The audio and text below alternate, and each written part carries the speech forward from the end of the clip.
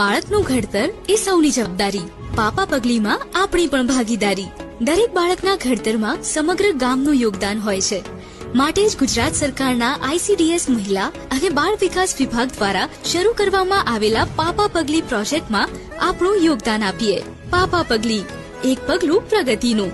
પાપા પગલી લઈને આવી હસતી રમતી આંગણવાડી. ગામ ગામના બાળકો માટે આગળ પહોંચી વિકાસ